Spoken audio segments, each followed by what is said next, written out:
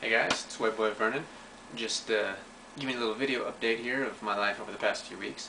Exactly 6 weeks ago at work, I managed to cut myself on some sheet metal on my right hand, and it cut kind of like you would fillet a fish up on several of my fingers, pretty much down to the bone. And so on my thumb and my middle finger and my ring finger, I managed to cut nerves and tendons and then just mangle my index finger a bit. So I went to the hospital and went to the ER, got some temporary stitches, stayed overnight, and then I had some hand surgery the next day, which repaired the nerves and the tendons and ultimately resulted in 61 stitches, 30 internal, 31 external. And so for the past 6 weeks I've been in this splint here, and today is the first day having it off. So I'm actually allowed to move it again, but imagine for 6 weeks having your hand stuck like this.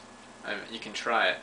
It's crazy uncomfortable, and only for a few hours a week was I able to have my hand out of this when I was at physical therapy. And even then in therapy, the extent of my therapy was having someone do this.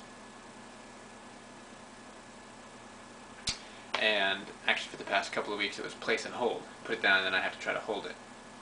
Which at first was ridiculous. I mean, 5 sets and I'd be sweating like a fat man in a van. But now that I'm actually able to move it, it's even more comical because of the things you take for granted. I mean, even a baby can make a fist. But just to give you an example here, like, and here's my left hand, which was unaffected, but making a 90-degree bend with your wrist is not hard. Try it. Anyone can do it in both directions. For me, I can do it in the one way because my wrist was, of course, stuck like that. But coming back, look at the difference. What is this? 110 degrees? No, I started wrong way. 150? Who knows? But I mean, even if I push it, I can get a little more out of it. But God, it hurts. So I don't do it all that often. But we'll just have to work on that. Now also, you know, even keeping my wrist perfectly straight with my fingers straight. Again, something you take for granted. On my right hand, oh yeah, this is about as... God, trying as hard as I can. This is as much as I can straighten them. Now on my left hand, you look at how much you can bend them back. I'm, of course, by no means double jointed, but you know, it's pretty healthy bend back. Alright, my pinky's kind of a little weird, but like on these fingers, is it? No, jeez. Don't do that. I can't even oh, I can't even get it to straight. Okay. God, it hurts. So that sucks. Now even making a fist, like I said before, a baby can make a fist.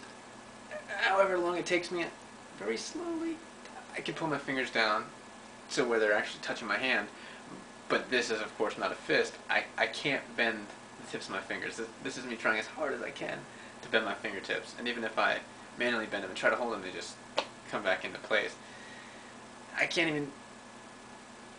Well, my thumb has no strength, but I mean, I can't even pull in, pull in with my thumb to make a fist. So, it's humbling. It's humbling. And, you know, the thing that makes it just that much worse, of course, is like a standard stress ball. You've all worked with a stress ball. You go, how does that relieve stress? It doesn't. And it's pointless. But in my right hand, this stress ball feels like a rock. Now, my thumb was free in the splint, so I could move, while my hand was stuck like this, I could move my thumb a little bit. And so I was able to strengthen it just by the fact that I can move it. But, I mean, you see I can get the littlest bit with my thumb.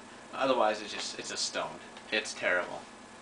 But that's what therapy's for. So another month or two and I should be up to snuff again. But for now, oh God, is it humbling.